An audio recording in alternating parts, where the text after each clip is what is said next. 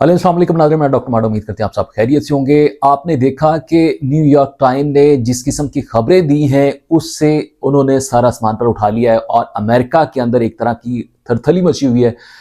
Israel के अंदर जो अस्पताल है वहाँ पर आप देखें कि इतना रश है कि वहाँ पर जो जख्मी हैं उनके लिए जगह कम पड़ गई है। और ये ईरान की एक बहुत बड़ी फतह है कि ईरान ने मिडिल ईस्ट के अंदर जितने भी अमेरिका के अड्डे थे उनको 80 से 90% तबाह कर दिया है। ये जो नई डेवलपमेंट्स हैं वारफेयर की, और इस वक्त मिडिल ईस्ट के अंदर पाकिस्तान जिस तरह से प्रॉक्सी वॉर में इन्वॉल्व हुआ, फिर उसने कहा कि सऊदी अरेबिया के साथ हमारा जो एक मुआहिदा है उस पर आप ना करें, बाकी पाकिस्तान ने भी गारंटी नहीं दी। और फिर उसके बाद आपने देखा कि दुबई, कुवैत, अमन, और ये जो पिछले दिनों हमने देखा कि सऊदीया के अंदर, और आज ये खबर आई कि CIA का जो हेडक्वार्टर था, जो रिडार सिस्टम था, उसको तबाह कर दिया है। और ये अमेरिका इस वक्त बौखला गया है। और दूसरी खबर ये आ रही है कि अमेरिका ने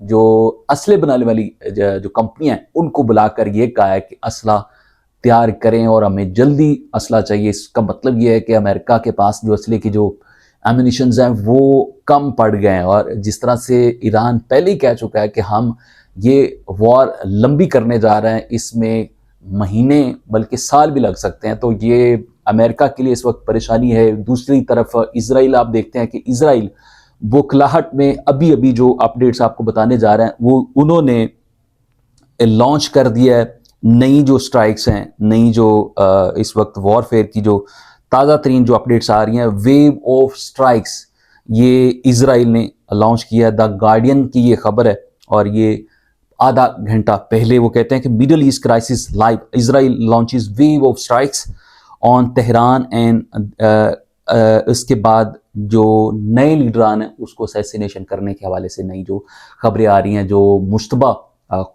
खामनाई है, उनके बेटे हैं, पहले ये खबर दी गई कि उनकी नॉमिनेशन होगी है। फिर उसके बाद इसराइल की जानब से ये कहा गया कि जो नॉमिनेशन, जब इलेक्शंस हो रहे थे, वोटिंग चल रही थी, उस दौरान हमने इस पर अटैक किया है। लेकिन अब ये दोबारा उन्होंने ये लॉन्च कर दिया।